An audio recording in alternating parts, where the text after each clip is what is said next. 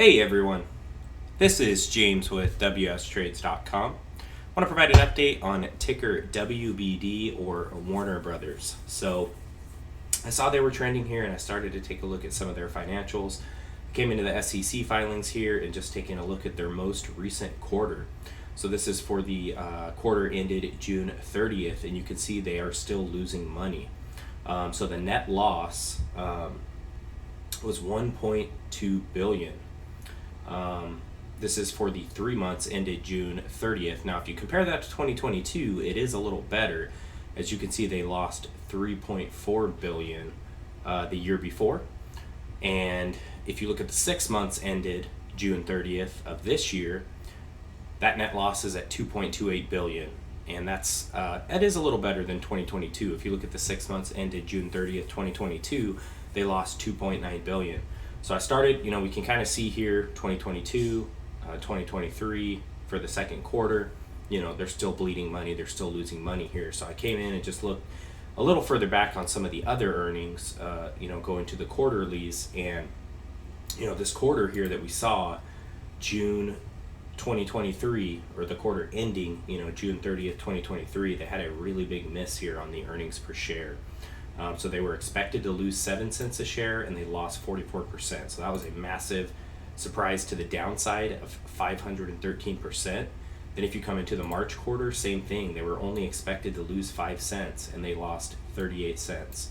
So another big miss to the downside there. And then the December 2022 and September 2022 quarters were not as bad, but they still had pretty big misses. There's a miss there on EPS of 74%.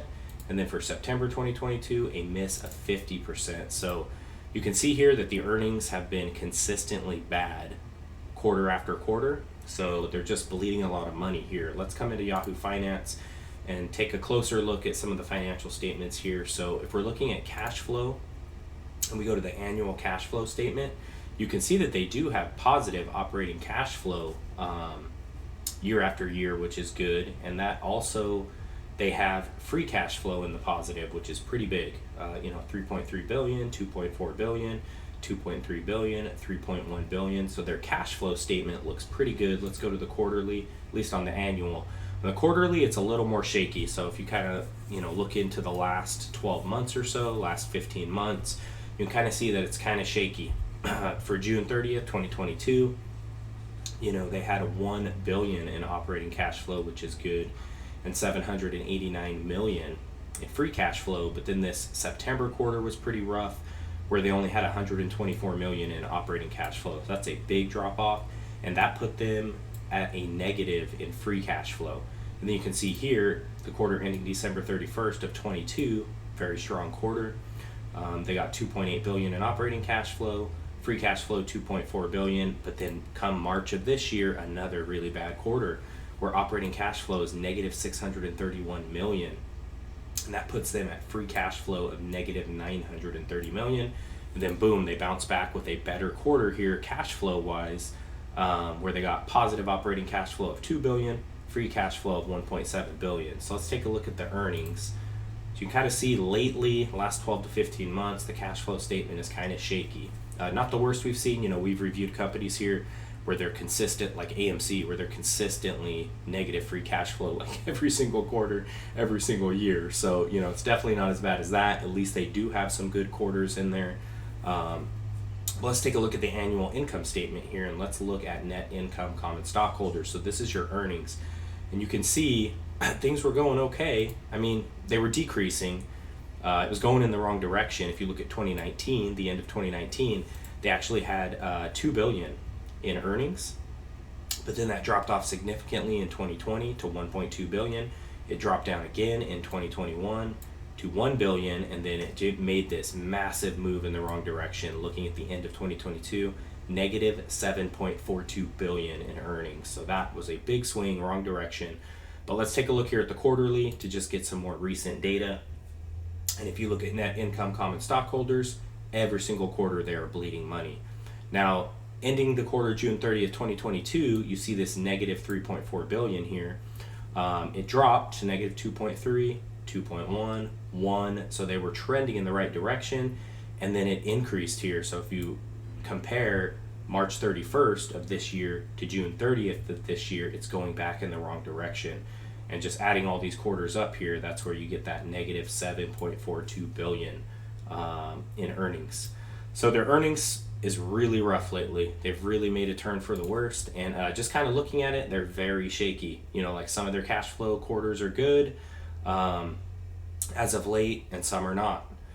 Income statement, you can see the earnings are brutal. I mean, the last 12 to 15 months, brutal earnings. So for me, this is not a company that I'm going to be going long. They just seem to really have made a turn for the worst. And, you know, I like to see positive operating cash flow consistently. I like to see positive free cash flow consistently. And I like to see positive earnings consistently if I'm going to invest in a stock. And it's not that they won't turn it around, but as you can see lately, it's not looking good. They've went in the wrong direction. So for me, I'll put my money into something that is more consistent when you come in and look at the financial statements. We can also come in here and take a look at the balance sheet. I'm not as concerned with the balance sheet. I mean, I know it's one of the 3 financial statements, but if I come in and I see that they're struggling with cash flow or earnings, that's enough for me to know that I don't want to put my money into this company.